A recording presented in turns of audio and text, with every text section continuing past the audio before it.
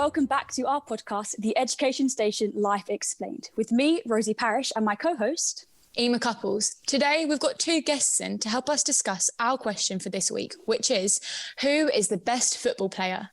I'm going to be honest straight off the bat. I am completely clueless regarding anything to do with football. I mean, between the both of us, I think we could name about 4 players. 4 players? That's a bit ambitious, Eima. I think I could name about 1 current player at the moment. Exactly. Some people would describe our knowledge as limited in this area. So we've called in 2 football experts, Ethan Norris and Mr. Miller, to help us out this week. Welcome to the podcast, guys. Can I just stop you there? Ethan Norris, a football expert. I think you, sir. Hambles. Listen, Probably going to be very biased. Thank you so much for joining the podcast. We've got to flatter you in order to help us get along with this one. Let's get started. Well, before we get into finding out who is the best football player, I need to learn a little bit more about why do you like football so much? Is it the players that you like, sort of like the atmosphere of going to watch football games, or is it the actual game of kicking a ball around that you like so much?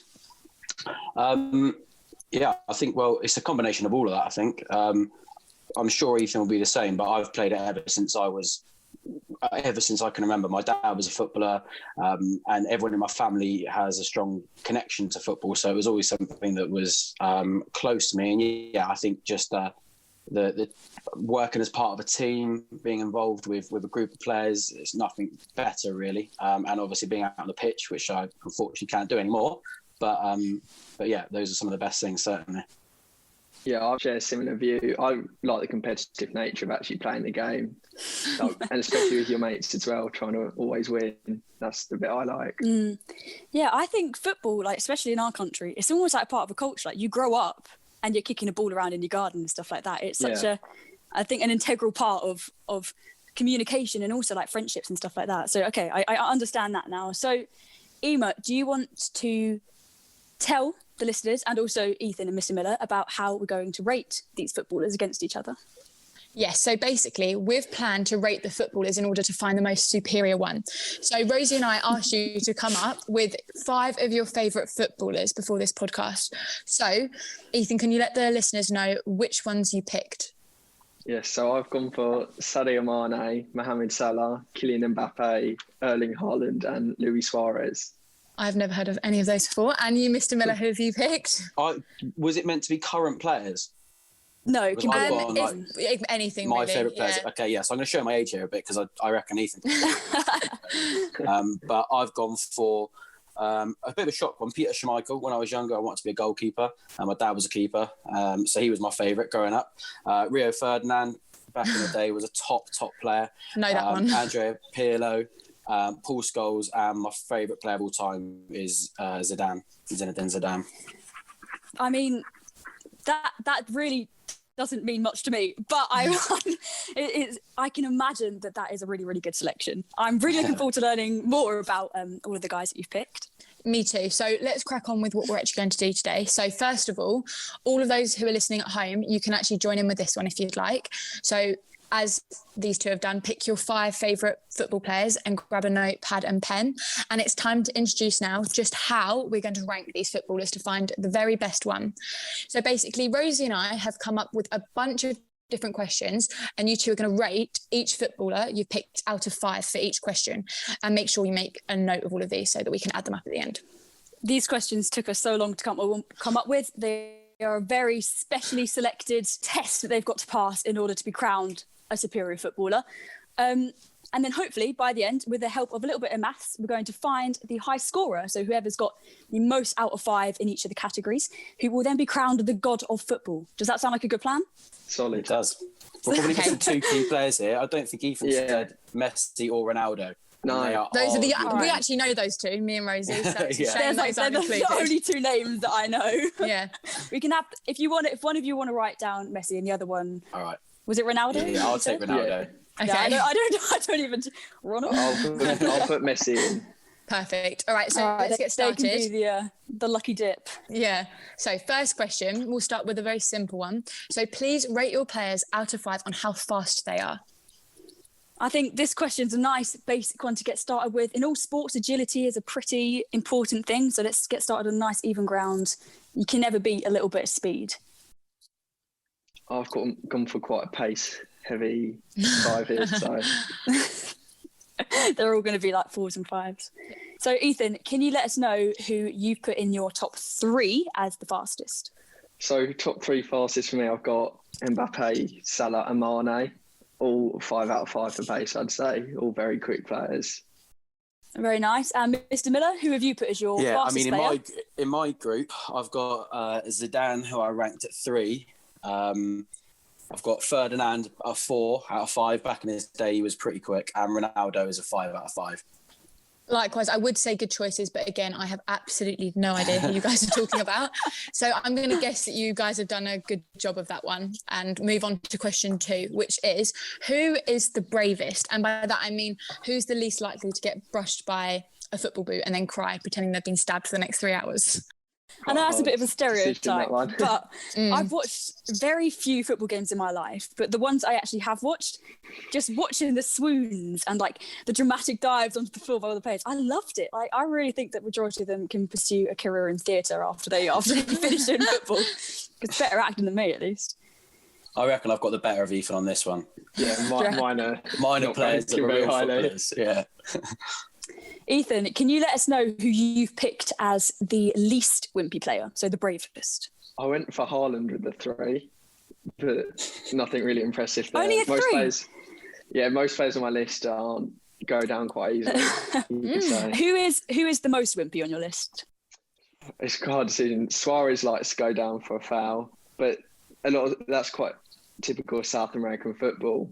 So like although Salah and Mane from Africa, they're both very similar. They like to go down in the box to win penalties. Why do they do that? Can you explain what is this dramatic acting that goes on the pitch? Is it to get like an edge over the other team? Is it because the other team do it? The opposing team does it as well? Is it just sort of like a culture thing? What's happening with all of that? From when I've watched football, it's always been in the game, to be honest, since not I can remember, but so we'll probably have a better idea of when it first started to change. I think it was to do with the Germans at one of the Euros or World Cups. They started... No way. Really? I think going down a lot more, winning more penalties. Kind of came into our game more so when the sport, the bigger it was getting, the more foreign players that were coming into the game who have different cultures of football and way they play. And that's when it kind of, in the English game, started to become quite a big thing. And it is exactly as you say, it's just try to get an edge, just try to get an advantage. And so would you say that's sort of like a valid tactic? Just a tactic is the same as anything else in it. It's like a way to... I mean, people definitely use it and utilise it. It's I suppose it's where they're trying to get the edge over to win. Yeah. So who did you put then, Mr. Miller, as your most of mine, bottom 3 players? So my top 3 were Peter Schmeichel, without a doubt, 5 out of 5, bravest player in there. Rio Ferdinand, 5 out of 5, and Scholes, 5 out of 5 as well. And then I went Pirlo, 4 out of 5, Zidane 3, and Ronaldo 2 out of 5. Nice. Again, I'm just agreeing, knowing nothing, but still, very good choices. Solid selection. Yeah, good one. So moving on to the next question 3, I think. This is probably my favourite one. Who is the most scandalous? So sort of out of 5 again, we are counting this as a good thing. So Eima, do you want to explain what do we mean by like scandalous? So we think like sort of things like having affairs, doing drugs, being argumentative, just anything that would be like a headline in a newspaper, anything interesting about them. I think this is one of the more interesting things about footballs and football players. I've certainly read a lot of very, very interesting things about some footballers. Mr. Miller, tell us about your choices. Yeah, mine are pretty model citizens, to be honest. Apart from, I'd probably say Cristiano Ronaldo is probably the most controversial just because of all the... Yeah? What did he get out of 5? 3. I mean, he's not done anything too crazy. Pretty good... I haven't gone... I wish I had picked Paul Gascoigne. You've got a great selection there. Yeah, exactly. If I picked some of the real footballers back in the day, Gascoigne and George Best and so on, it might be a little bit different. And that means nothing to you, I know, because you don't know who those players are. Apparently now, if you've got the theme going now. If you research them, there's some interesting stories about those guys, trust me. Who's the worst now, would you say? Like, who's the most scandalous player at the moment? That's a broad question. I think a lot of them are up to stuff, aren't they? A lot of players now stay out the limelight for that type of stuff. They tried to come across a lot better light.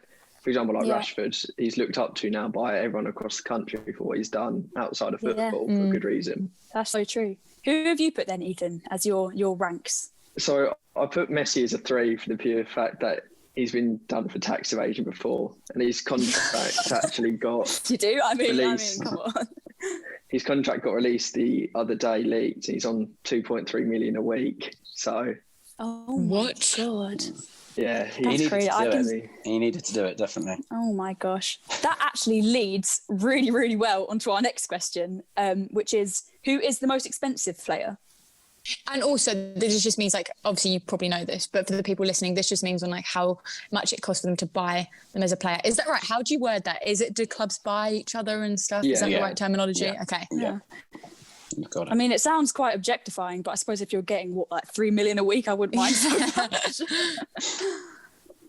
I can really beginning to see the appeal of football as a hobby a bit more now. If you're getting that sum of money, sounds insane.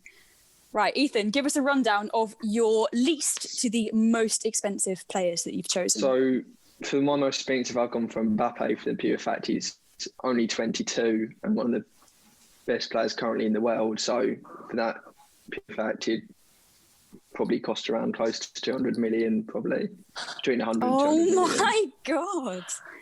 But there were players on the list like Messi who wouldn't cost as much for the pure fact they're 34, so they're getting towards the end of their So it's career, like cars, like just like decrease in value as they get older. Yeah, exactly. Yeah. Very nice. Haaland I ranked as 4 out of 5 as well, being that he's only 20, 21, I think, and a great striker, so he'd cost a lot. Salah I gave a 4 as well, being top scorer in the Premier League and being quite an efficient player and scoring goals in the last 4 seasons. Mane I gave a 3, Suarez I gave a 2, and Messi I gave a 3. Nice. Very nice. Mr. Miller, how have you rated your players? Yeah, it's very different from Ethan's. They're certainly more expensive now, but that's just because of the way the game's changed. I mean, when these were playing, so Ferdinand went for a world record transfer, but that was only 29 million.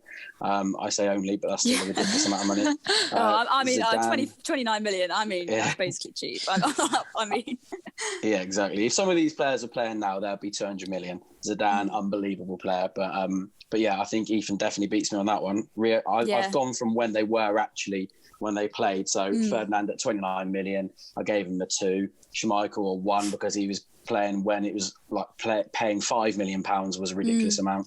So I'm certainly not anywhere near Ethan on those. I've gone Ferdinand 3, Zidane. I still put him down as a 4 because I think he still went for 50 odd million. Yeah, he did. Yeah, it really shows Ronaldo, how it shows how massive this industry was. We're like, oh, only 5 million. Like, oh, it's only 20 million. That's crazy. That is insane. It all changed really when Neymar went to PSG for 220 million. Because before that, transfer fees were quite stable, like similar prices, and after that, they've kind of all gone straight up. Yeah, that's crazy. So now for our final and most important question, and I'm sure you guys will agree, and I think this question will be a massive game changer. So the question is, who has the best haircut? An essential question, an integral part to a footballer's career. I think the looks and the haircut. I think definitely the most important to Eima as well. Yes. Right. Are you guys ready? I've seen some very interesting haircuts on footballers actually. So what do you mean by interesting? Good or bad? I'd say more bad than good actually. Questionable. I'll say questionable. Questionable. All right, let's hear what our experts have to say about it. Mr. Miller? I've gone for, in at 3rd place, Andrea Pirlo with 4 out of 5. Very similar haircut to the one that Ethan's rocking now, but this was he was a trendsetter, so this was back in the day. He was obviously years ahead of himself. So I then had at 2nd place. This is controversial, and Ethan won't agree with me, but I'll give you the reason why. Peter Schmeichel I've gone at number 2 with 4 out of 5 because when I was young, I used to take a picture of Peter Schmeichel to the hairdresser and get him to cut my hair when I had hair, just like Peter Schmeichel's. So that's why I've given him that. That is high praise. That's insane. Yeah, exactly. Yeah. So I've then gone for Ronaldo's 5 out of 5, and he's quite a good-looking chap. He's had a few different haircuts, but he looks after it pretty well, I think. Very nice. Ethan? So for me, I've put Mane bottom of the pile. Probably he's not got the best hairline in the business, so I gave him a 1. Towards the top end, I gave Salah a 4. He's like quite an iconic afro he's got going on. Terrible haircut. I think it's quality, sir. Proper Oh, we've got controversy coming on now, guys. And then We've got arguments. Haaland, I gave a 4 because he's got quite similar hair to me, so I had to give him a bit of respect for that. On the note of Peter Schmeichel, I used to take a photo of Fernando Torres and ask for that. Oh my God. Really? Yeah. That's mad. It's actually crazy how much it influences people and even their haircut. Like, yeah, it's crazy. I think Ethan's had a massive ego boost today, being called a football expert and then having his haircut like rated to varying 4s and 5s out of 5s. Okay, so there we have it. That's all of our questions. We have officially decided on the best football player ever. So if you add up all of your scores now, and then we will see who comes in at the top. Quick little bit of maths for you guys. I wonder who's going to win. I mean, we still won't know them, but I mean, I can't even. I mean, I would names. just I would question your categories that determine why someone is the best footballer. Well, if I'm being honest, but we're talking about an overall champion here. I mean, skill's only one part of it. yeah. And I mean, for us to be talking about, I don't know, the technical side of football, I'm not sure that would go down too well, seeing as I know literally nothing about it. Yeah. So have you guys added them all up yet? Yeah. Okay. So fantastic. Scores are on the door. So Ethan, who is your top player? So in first place for me was Mbappe. He scored 17 out of a possible 25. Do you agree with that? I don't think he's the best footballer ever, but I think he is a very good footballer. He is on our terms. Who came in last out of interest? Last place was Luis Suarez. Got 12. Ooh. Scored Still quite steadily 5 points with between 3s and 2s. Yeah, not much. They're only 2s and 3s, honestly. I think I could do a better job than that. Mr. Miller, what about yours? I had Ronaldo come out at the top, and that's probably fair. I think Ronaldo or Messi, I think we would actually probably suggest have been the best players. But he got 20 out of 25, and I think obviously the haircut stole it for him, by the sounds of it. Yeah, we did say that would be an essential question. Yeah, exactly. A game changer. And my lowest was, which is an absolute disgrace because he is one of my favourite players ever, was Paul Scholes with 11 out of 20, but he is 11 out of 25, sorry. Out of 25, sorry, but he is an unbelievable footballer. So you think our ranking system has failed him there? I mean, I think that there was the categories could have been slightly different, but I'd say it's all subjective, isn't it? So, in our opinion, this is what makes supreme football players. Fair point. It's all in the haircut. So we have officially, therefore, decided on the best football players ever. I feel like I personally learned a lot, so I'm happy with that. I think even learning the names of 2 more players has been impressive. An impressive amount of learning for me. This has been so much fun. So a massive thank you to you, Ethan, and to Mr. Miller for joining us on this crazy journey. It's been so much fun having you on. Thanks so much, guys. Honestly, obviously we would not have been able to do this without you. This is really a topic we need a bit of guidance through with our expert footballers. Oh, wait. Football experts. Oh my God, you're getting an upgrade. And that, ladies and gentlemen, concludes this week's episode of The Education Station, Life Explained. And make sure to email in if you have a nomination for the Student of the Week. Thank you all so much for taking the time to listen to our podcast. And we hope to see you again next week to find out a bit more about the interesting side of education. Thanks again to Mr. Miller and Ethan for joining us today. Thank you very much for having us. Thank you.